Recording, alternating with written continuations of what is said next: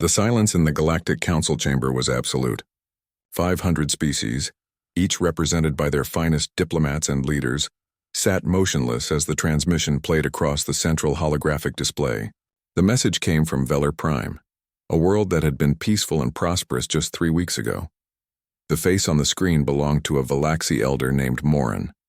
His species looked like bears from Earth, but larger, with silver-blue fur and eyes that held a depth of wisdom humanity was only beginning to understand. Morin's breathing was labored, his massive form slumped against a wall covered in the bright murals that Valaxi loved to paint. "To the Council," Morin said, his voice barely above a whisper. "We are dying. The stellar plague came without warning. It attacks only the adults. Our doctors cannot stop it. Our scientists have no cure. In 2 days, maybe 3, every Valaxi over the age of 15 cycles will be gone." Captain Jiwan Park sat in the human delegation section, her hands gripping the armrests of her chair.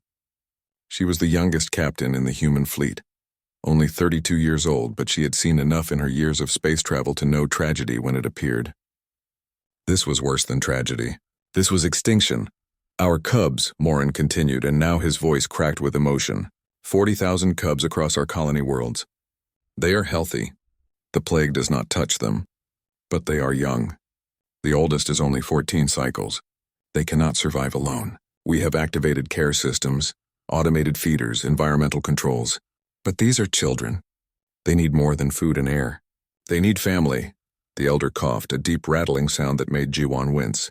"We ask the Council for help. Please take our children. Raise them. Teach them about us, about their people, their history. Do not let our species end with us. Let it continue in them." The transmission flickered and died. The chamber remained silent for a long moment. Before the Council speaker, a tall crystalline being named Orthax activated his podium. "The request has been heard," Orthax said, his voice resonating through translation devices. "We will now discuss possible responses." What followed was 3 hours of debate that made Jiwan's blood boil. Species after species stood and explained why they could not help. The Krell had water-based biology and the cubs would drown. The Manthar breathed methane and the cubs needed oxygen. The Threen had body temperatures that would burn the cubs on contact. On and on it went, each species presenting perfectly logical reasons why intervention was impossible. Dr. Hyun-Woo Kim, who sat beside Jiwan, leaned close and whispered, "They are not even trying." "They are looking for excuses," Jiwan nodded. Hyun-Woo was right. The Council had protocols for everything, vast resources, technology that seemed like magic to human eyes. But they also had the non-interference protocol, a law that said no species could adopt the young of another without proving biological compatibility. It was meant to prevent exploitation, but now it was becoming a death sentence. "The children will die," said Counselor Vrennet, a reptilian being whose species controlled 3 star systems. "This is unfortunate, but nature is often cruel. We cannot risk our own resources and peoples on an experiment that will likely fail. The Valaxi cubs require specific care that none of us can provide. We should let them pass peacefully." "No," Jiwan said. She did not shout, but her voice carried across the chamber. 500 faces turned toward the human section. Jiwan stood, her heart pounding. "Humanity volunteers." Orthax tilted his crystalline head. "Captain Park, humanity has been part of this council for only 5 years. You do not have the experience or resources for such an undertaking." "Maybe not," Jiwan said. "But we have the will, and we have biology that might work. Send us the Valaxi biological data. Let our doctors study it. Give us a chance." The chamber erupted in discussion. Several species laughed outright. Others looked at the humans with something between pity and confusion. Humans were known in the galaxy as the species that felt too much, that formed emotional connections too easily, that cried at sunsets and wrote poetry about strangers. They were seen as soft. Hyun-Woo stood beside Jiwan. "We have already begun preliminary analysis based on available data. Valaxi biology is carbon-based, oxygen-breathing. With protein requirements we can likely meet. Their young are omnivorous and adaptable. It is possible. Possible is not certain," Vrennet said. "And when you fail, when these cubs die under human care, it will be your responsibility." "We accept that," Jiwan said firmly. The vote took another hour. In the end, the Council agreed to let humanity try, but they imposed conditions. Humans would have 6 months to prove they could care for the cubs. Any signs of failure and the council would intervene, which everyone understood meant euthanasia. The cubs would be considered wards of humanity, but with constant council oversight. As the session ended, Mina Choi, the chief engineer of the human relief vessel called Covenant, approached Ji-won. "Captain, we are really doing this?" "Yes," Ji-won said, watching the council members file out of the chamber. Many of them were already dismissing the human effort as a doomed gesture. "Get the Covenant ready. Maximum capacity. We leave in 12 hours. That is not much time. Those cubs do not have much time either. The Covenant was not a military vessel. It was designed for disaster relief, with medical bays, living quarters, and cargo holds that could be converted for various purposes. But it had never been meant to carry 40,000 alien children. The crew worked through the night, pulling in volunteers from Earth and the nearby colonies. By the time the ship jumped to hyperspace, over 300 humans were aboard, most of them with no experience in xenobiology or alien cultures. They were teachers, doctors, engineers, farmers, artists, and parents. They came because when they saw the transmission from Morin, when they saw a dying elder begging someone to save his children, they could not say no. As the Covenant traveled toward Velar Prime, Ji-won stood in her ready room looking at files on the Valaxi. They were a peaceful species, had never waged war, loved music and art, raised their young in communal groups where every adult was responsible for every child. Their planet was beautiful, covered in forests and crystal-clear lakes. In 3 days, every adult Valaxi would be dead. Hyunwoo entered without knocking, holding a data pad. "Captain, I have good news and bad news. Tell me both." "Good news is that Valaxi cubs can eat modified human food. We can keep them fed. Bad news is that they are highly empathic. They feel emotions from those around them. When their parents died, they felt it all. The trauma will be severe." Ji-won closed her eyes. "So they are not just orphaned. They are emotionally wounded. Yes? Can we help them?" Hyunwoo was quiet for a moment. "I do not know. But we must try." The Covenant dropped out of hyperspace near Velar Prime 2 days later. The planet below was silent. No traffic, no communications, no signs of life except for the automated distress beacons. And somewhere down there, 40,000 cubs waited in the dark, wondering why their parents had not come back. The first facility they found was on the northern continent of Velar Prime, built into the side of a mountain overlooking a valley filled with purple flowering trees. It was designed to care for 300 cubs, and according to the automated systems, 247 were still alive inside. Ji-won led the first team down. They wore environmental suits not because the air was dangerous, but because they did not know how the cubs would react to human scent. Hyunwoo walked beside her, carrying medical scanners and supplies. Behind them came Dae-hyun Lee, a child psychologist who had volunteered the moment he heard about the mission. The facility doors opened with a soft hiss. Inside, the lights were dim, set to the day-night cycle the Valaxi preferred. The walls were painted with murals of forests and families, bright colors that now seemed sad in the empty corridors. They followed the sound of whimpering to a large common room. The cubs huddled together in groups piled on top of each other for warmth and comfort. They ranged in age from infants barely able to walk to adolescents nearly as large as adult humans. Their fur was matted, their eyes dull. When the humans entered, several cubs looked up, but most did not react at all. "They are in shock," Dae-hyun said quietly. "Emotional shutdown.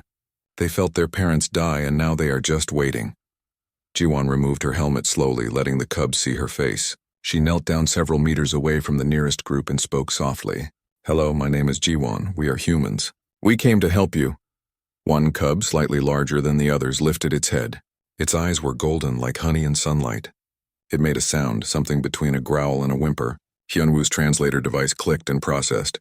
"Mama?" the cub said, "and Papa?" Ji-won felt tears sting her eyes, but she kept her voice steady. "No, little one. I am sorry. Your Mama and Papa cannot come, but we will take care of you. We promise." The cub stared at her for a long moment, then slowly stood and walked toward her. It was cautious, testing each step. When it reached Ji-won, it pressed its face against her chest and began to cry. The sound was heartbreaking, a deep sobbing that shook the cub's entire body. Ji-won wrapped her arms around the cub and held tight. I know, I know. I am here, the other cubs watched. Then one by one they began to move toward the humans. Within minutes, every person on the team was surrounded by crying, traumatized cubs who desperately needed to be held. That scene repeated across 40 different facilities on 3 different worlds. Over the next 2 weeks, the Covenant and 6 other human ships worked non-stop to evacuate every surviving cub. The final count was 38,000, 2,000 fewer than initial reports. Those 2,000 had not survived the waiting. Each loss hit the human teams hard. They had come to save every cub, and every empty bed felt like failure.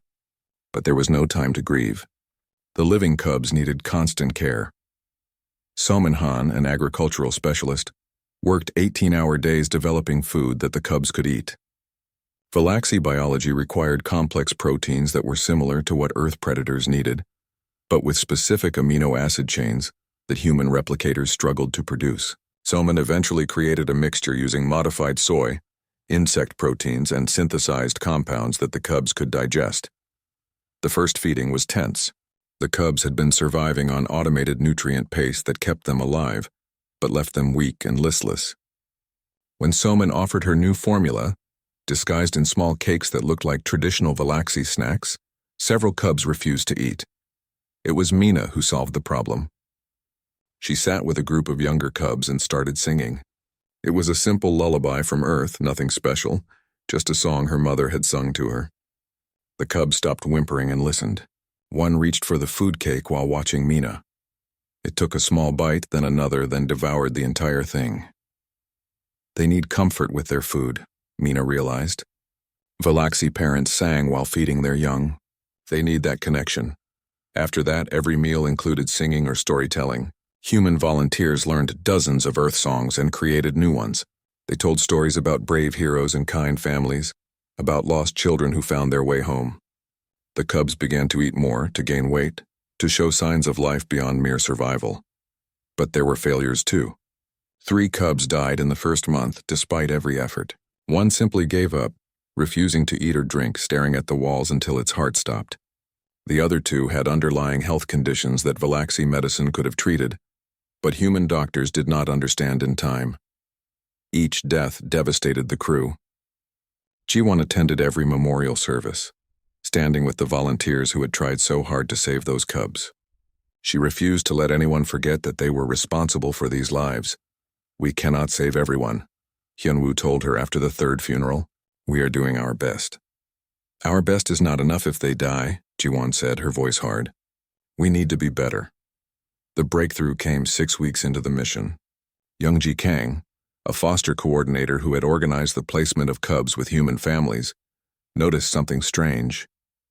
Cubs that bonded closely with specific humans showed remarkable recovery. Their empathic abilities, which had made them vulnerable to trauma, now worked in reverse. They felt the love and care from their human families, and it helped them heal. One cub named Garam, who had been near death from emotional withdrawal, was placed with a human man named Ji-hoon Nam. Ji-hoon was a mechanic, rough around the edges, not particularly good with words, but he sat with Garam every night, reading technical manuals out loud in a steady, calm voice. He made sure Garam ate, helped the cub wash, and never once lost patience. After 2 weeks, Garam started responding. The cub began following Ji-hoon around, mimicking his movements, trying to help with repairs despite having no idea what anything did. When Ji-hoon laughed at Garam's clumsy attempts to hold a wrench, the cub made a sound that was unmistakably laughter too. "The cub is bonding," Daehyun reported to Jiwon.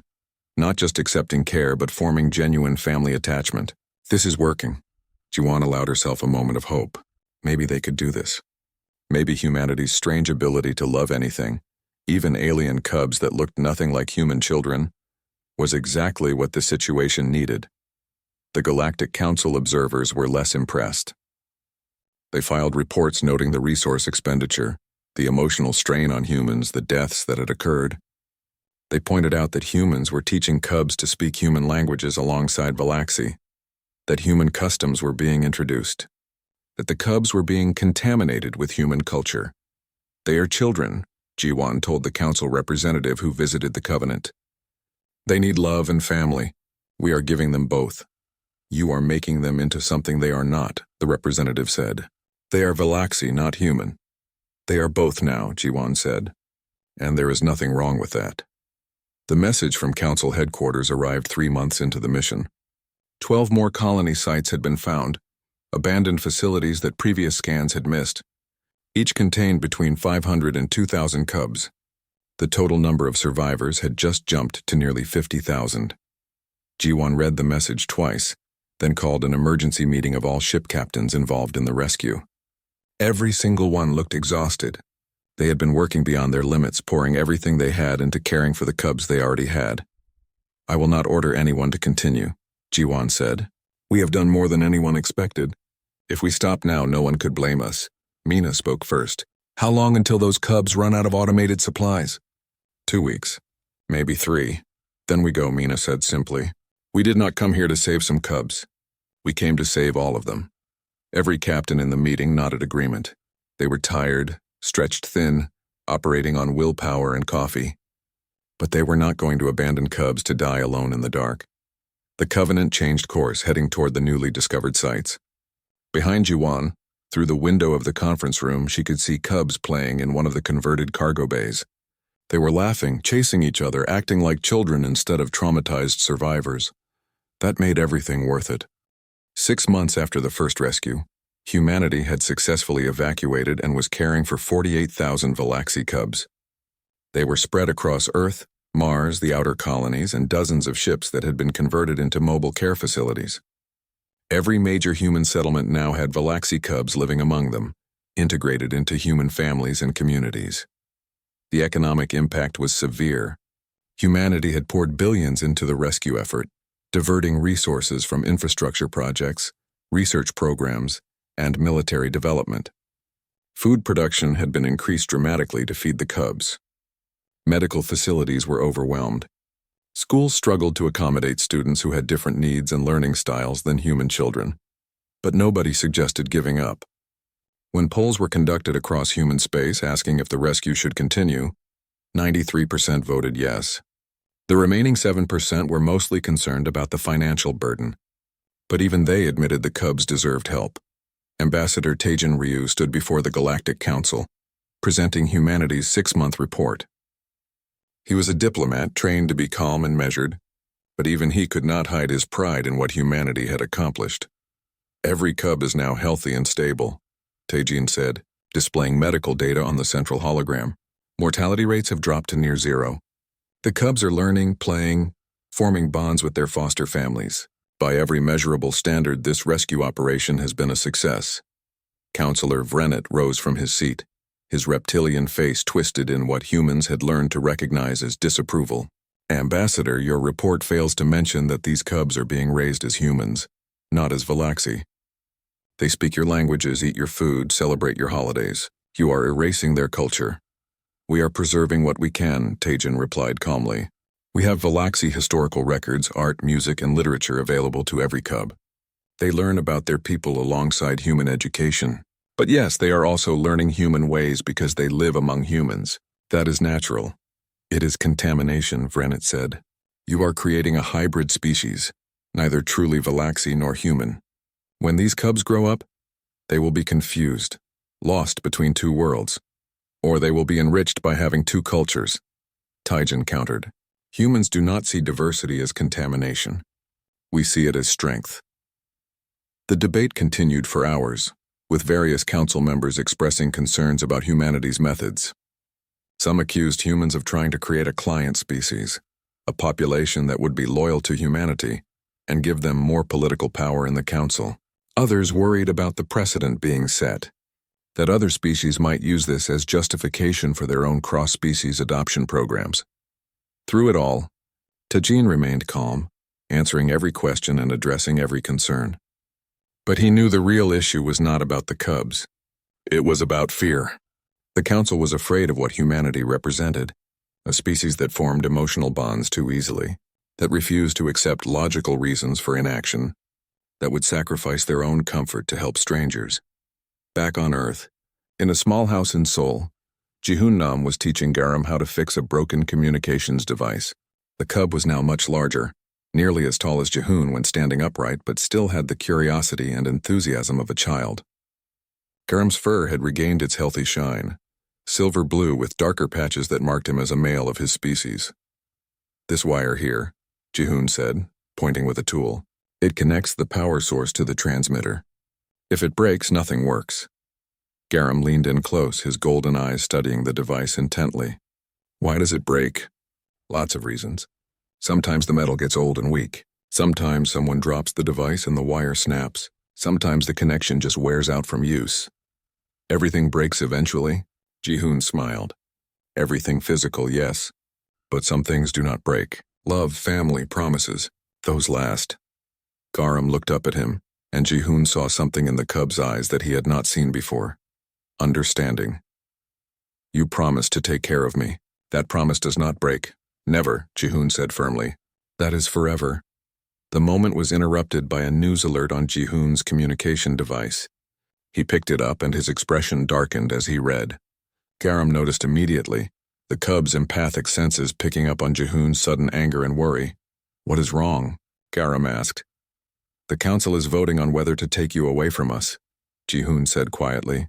"Some of them want to put all the cubs in special facilities where you would be kept separate from humans." Garam's fur stood on end, a fear response. "They want to take me from you?" "They want to, but I will not let them." Ji-hoon put his hand on Garam's shoulder. "None of us will. You are family now. We protect family." Across human space, similar conversations were happening. Human foster parents learned about the council's intentions and were horrified. Protests began immediately.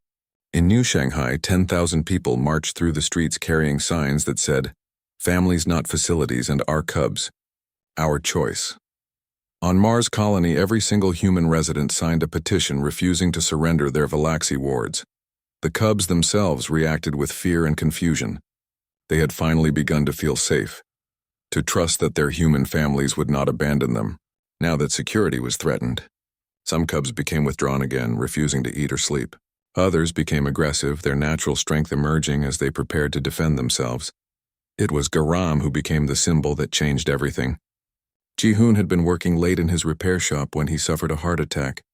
He collapsed, unable to reach his communication device to call for help. Garam, who had been sleeping in the corner, woke immediately. The cub felt Ji-hoon's distress through his empathic senses and understood that something was terribly wrong. Garam ran outside and roared, a sound so loud and desperate that every neighbor within 2 blocks heard it. When humans came running, Garam led them to Ji-hoon and refused to leave his side until medical help arrived. The cub's quick action saved Ji-hoon's life. The entire event was captured by security cameras and went viral across the galactic network within hours. People across hundreds of worlds watched as a Galaxy cub saved his human father's life. Watched as Garam sat in the hospital waiting room with his head on his paws, whimpering until Ji-hoon was brought out of surgery. They saw the moment when Ji-hoon opened his eyes and Garam's entire body trembled with relief. "This is your contamination," a human journalist asked Vrennet during a broadcast interview. "A child who loves his father enough to save his life? A child who shows loyalty, courage, and compassion? If that is what human influence creates, then every species should want it." Vrennet had no answer. The interview ended badly for him, and public opinion across the galaxy began to shift. Many younger species, those who had joined the council more recently, started asking questions about the old protocols. Why was biological compatibility more important than emotional compatibility? Why was preserving pure culture more valuable than creating happy, healthy families? But there were still powerful voices opposed to humanity's guardianship. These voices worked behind the scenes, building a coalition of species who feared the precedent being set. They began planning ways to force the issue, to take control of the cubs whether humanity agreed or not. Taejin learned about the coalition through back channels, quiet conversations with allies in the council, who warned him that something was coming. He sent encrypted messages to Ji-won, who was now coordinating the entire rescue operation from a command station on Luna. "They are going to try to take the cubs by force," Taejin's message said. "Not through proper channels, but through direct action. You need to prepare defenses." Ji-won read the message 3 times, her jaw clenched. She had hoped it would not come to this, that reason and compassion would win, but she had been in space long enough to know that power often spoke louder than both. She called an emergency meeting of all human fleet commanders and colony leaders. "We need to prepare for the possibility of armed conflict, not with the entire council, but with factions within it. We will not fire the first shot, but we will defend our families. Does anyone disagree? Nobody did. Every commander, every leader understood what was at stake. They had spent 6 months building bonds with these cubs, creating families, promising safety. They would not break those promises no matter what the council said. The vote in the council was scheduled for 2 weeks away. It was supposed to be a review of humanity's guardianship, a chance to assess progress and make recommendations, but everyone knew it was actually a trial. If humans lost, the cubs would be taken. If humans won, they would face the anger of powerful species who hated being defied. Garam, watching news broadcasts with Ji-hoon, asked a question that no one wanted to answer. If they take us away, will you come for us? Ji-hoon looked at the cub who had saved his life, who called him Dad, who had become as much his son as any biological child could be. Yes, he said simply. We will come for you, all of us. The council chamber was filled beyond capacity. Every species had sent representatives, and the gallery seats were packed with observers from across the galaxy. This was not just about the Velaxi cubs anymore. This was about what kind of galaxy they all lived in, what values would guide the council moving forward. Judge Arbitrator Kelvin presided over the proceedings. He was ancient, belonging to a species called the Eternals, who lived for thousands of years and served as neutral judges in council disputes. His body was barely physical, more energy than matter contained in a crystalline shell that glowed with soft blue light. We are here to determine whether humanity is fit to continue guardianship of the Velaxi survivors, Kelvin said, his voice carrying a weight that commanded attention. The prosecution will present their case first. Vrenit stood, flanked by representatives from 12 other species. Your Honor, we do not question humanity's good intentions, but good intentions are not enough. These cubs are being raised in human cultures, speaking human languages, eating human food, celebrating human traditions. In 20 years, there will be no true Velaxi left, only humans with fur and claws. Humanity is committing cultural genocide through kindness. The accusation hung in the air. Tejan wanted to object immediately, but Kelvin raised a hand for silence. Continue. We propose that the cubs be transferred to preservation facilities where their native culture can be maintained. We have constructed habitats that replicate Velaxi environments. We have compiled educational materials about Velaxi history and customs. The cubs will be cared for, but in a way that preserves their true identity. Prisons, someone shouted from the gallery. Security moved to silence the disruption, but Kelvin allowed it. You describe prisons, clean, comfortable prisons, but prisons nonetheless. Vrenit's expression hardened. We describe appropriate cultural preservation. Humanity has proven they cannot raise these cubs without contaminating them. The solution is clear. Dr. Suji Bayek took the stand for the defense. She was a developmental specialist who had spent the last 6 months studying every cub in human care, compiling data that filled entire servers. She was nervous, her hands trembling slightly as she activated her presentation. Your Honor, I have tracked the development of 4,000 cubs in detail and have data on all 48,000. By every measurable standard, these cubs are thriving. Their physical health is excellent. Their cognitive development exceeds normal Velaxi baselines. Their emotional well-being scores are high and improving. But are they Velaxi? Vrenit interrupted. That is the question. They are Velaxi who are also learning human culture, Suji said firmly, her nervousness disappearing as she defended her work. They know Velaxi history. They learn Velaxi songs and stories. Many have chosen Velaxi names for themselves. But yes, they also know human culture, because they live with humans who love them. Is that contamination, or is that growth? The argument continued for hours. Vrenit presented experts who claimed the cubs would suffer identity crises. Tejan presented psychologists who said the cubs were developing healthy, integrated identities. Back and forth they went, with neither side giving ground. Then Kelvin called for the cubs themselves to testify. This was unusual, but several of the older cubs had requested the opportunity to speak. Garam was among them. The cub walked to the testimony platform with his head held high. He was nervous, his empathic senses overwhelmed by the emotions in the chamber, but Ji-hoon had taught him to be brave even when afraid. Garam looked out at the assembled council and began to speak in Valaxi, his native tongue. My name is Garam. I am Valaxi. I remember my mother's songs and my father's stories. I remember the day the sickness came and everything changed. I remember feeling them die, feeling the emptiness where they used to be. The chamber was absolutely silent. Many representatives shifted uncomfortably, confronted with the reality they had tried to ignore. Then humans came, Garam continued, switching to Korean. Ji-hoon took me to his home. I was scared and angry and hurt. I wanted my real parents, but Ji-hoon did not give up on me. He fed me when I refused to eat. He sat with me when I could not sleep. He fixed things and let me help even though I was bad at it. He taught me that family is not just blood. It is choice and love. Garam switched back to Valaxi. I am still Valaxi. I will always be Valaxi. But I'm also Ji-hoon's son. Both are true. Both are important. You want to put us in facilities to preserve Valaxi culture? Our culture died with our parents. You cannot preserve what is already gone. But you can help us build something new, something that honors where we came from while giving us a future. Several other cubs testified, each telling similar stories of loss, recovery, and new families. They spoke in both Valaxi and human languages, demonstrating that they had not forgotten their heritage, even as they embraced their present. The council was preparing to deliberate when the alarm sounded. Security alerts flashed across every display. Ships had been detected approaching the station, dozens of them, belonging to the coalition species that opposed human guardianship. They are not authorized to be here, Kelvin said, his crystalline form brightening with alarm. The lead ship broadcast a message. By authority of the coalition, we are here to take custody of the Valaxi cubs. Humanity has been judged unfit, and we are implementing immediate corrective action. The trial is not finished, Tejan objected. You have no authority.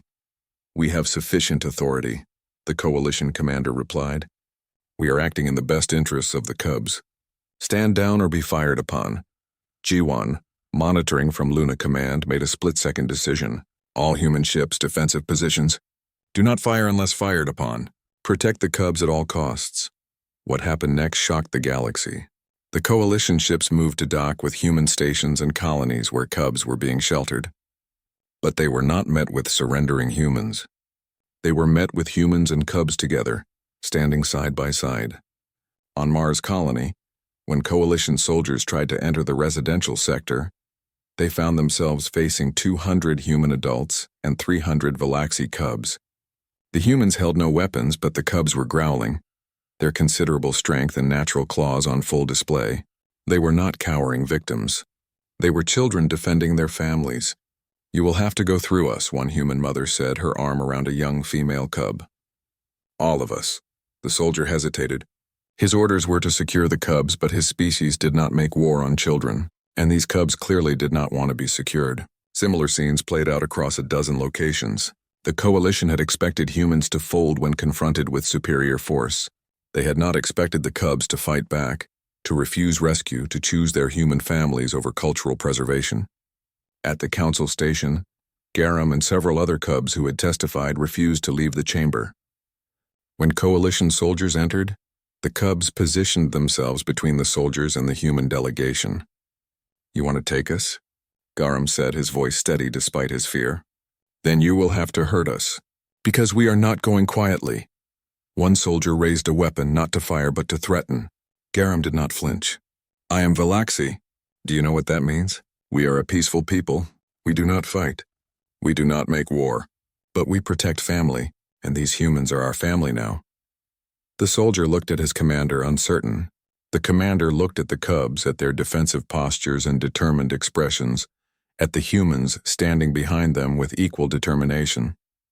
He had signed up to rescue children, not to terrorize them. Stand down, the commander ordered quietly. We are not doing this. The coalition ships withdrew, their mission a failure. They had underestimated the bonds that had formed, had believed that biology would trump emotion. They were wrong. Judge Kelvin resumed the proceedings with a new understanding of what was at stake. He deliberated for 6 hours while the galaxy watched and waited. When he finally returned to the chamber, every being present held their breath. "I have reviewed all testimony and evidence," Kelvin said. "The prosecution argues that biological and cultural preservation must take precedence. The defense argues that emotional bonds and thriving children matter more. Both sides make valid points. But I must rule based on what I have witnessed today." He paused, his crystalline form pulsing. "The cubs themselves have chosen. They have declared through words and actions that they wish to remain with their human families. This council has always held that sapient beings have the right to self-determination. The cubs are sapient. They choose humanity." Vrennet shot to his feet. "They are children. They cannot make such decisions." "They are children," Kelvin agreed. "But they are children who know what they want and need. Humanity is granted full and permanent guardianship. The cubs will be raised as humans and Valaxi both, with all rights and protections that entails. This ruling establishes new precedent, the human precedent, which states that emotional bonds and proven care matter more than biological similarity in matters of guardianship." The chamber erupted in cheers and protests. Taijin felt years of tension drain from his body. Garam ran to find Jihun, who had been watching from the gallery, and threw his arms around the man who had saved him. "We won," Garam said, his voice muffled against Jihun's chest. "You won," Jihun corrected, holding the cub tight. "You stood up for yourself. I'm so proud of you." 20 years had passed since the day the Covenant first arrived at Velar Prime. The galaxy was a different place now, shaped by the choice humanity made and the precedent it established. Admiral Jiwan Park, now in her 50s with silver threading through her black hair, stood on the observation deck of the rebuilt Velar Prime orbital station. Below her, the planet had come back to life. The forest still grew thick and green. The lakes still sparkled in the sunlight, but now the cities were filled with activity again. Valaxi walked the streets, worked in offices, studied in universities, and raised their own young. But these were not the Valaxi who had died from the stellar plague. These were the cubs, now adults, who had been raised by humans and had chosen to return home to rebuild their world. They brought with them human technology, human ideas, and human customs blended with the Valaxi traditions they had learned from records and stories. Garam stood beside Jiwan, now fully grown and serving as the primary ambassador between humans and Valaxi. He was massive, standing over 2 meters tall with silver-blue fur that had darkened with age. His golden eyes still held the kindness that Jihun had nurtured in him as a cub. "It is strange to be here," Garam said, speaking in Korean out of habit, even though he was equally fluent in Valaxi. "This is my homeworld, but it does not feel like home. Earth feels like home." "That is natural," Jiwan said. "Home is where your memories are, where the people you love are. You spent your childhood on Earth. But I am rebuilding here because this is important too," Garam continued. "The Valaxi need a world. We cannot all live on Earth or Mars or the colonies. We need our own place, but we also need to maintain our connection to humanity." That connection was stronger than most people had anticipated. The Valaxi-Human Alliance had become one of the most powerful voting blocs in the Galactic Council. When the two species spoke together, others listened. They had used that influence to push for reforms, to challenge old protocols, to advocate for compassion-based policies. The human precedent, as Judge Kelvin had named it, had been invoked 47 times in 20 years. Species across the galaxy now followed the model humanity had created, forming cross-species families based on emotional bonds rather than biological compatibility. Orphaned young of 3 different species had been successfully integrated into adoptive families. The rigid barriers that once defined council society were slowly breaking down. Not everyone was happy about this. Vrennet and his coalition still existed, still argued that cultural purity mattered, that tradition should be preserved at all costs, but they were losing ground with each generation. The young across the galaxy looked at Garam and the other Valaxi, saw individuals who were happy and successful despite being raised outside their original culture, and questioned whether the old ways were really better. Inside the station, a ceremony was beginning. Today marked the official opening of the Valaxi Memorial Institute, a museum and educational center dedicated to preserving the memory of the Valaxi who had died in the plague. Jiwan and Garam made their way to the main hall where hundreds had gathered. Jihun was there, older now and moving a bit slower after his heart attack years ago, but still sharp and steady. He had retired from his repair shop and now taught engineering to young Valaxi who wanted to learn. Many of the cubs he taught called him teacher, but a few, including Garam, still called him dad. The centerpiece of the memorial was a sculpture that had taken 3 years to create. It showed 2 figures, a Valaxi adult and a human adult standing side by side with their hands joined over the head of a Valaxi cub. The inscription below read in both Valaxi and Korean, "When we were orphaned, they did not see aliens. They saw children." Hyunwoo, now the head of xenobiological studies at the Council Academy, gave the opening speech. He was gray-haired and tired, but his voice was strong. "We gather here to remember those who died, but also to celebrate those who lived. The Valaxi as they were are gone, but the Valaxi as they are continue. They are not diminished by human influence. They are enriched by it, and we humans are enriched by them." After the formal speeches, the floor opened for anyone who wished to speak. Many of the first-generation Valaxi stood and shared their stories.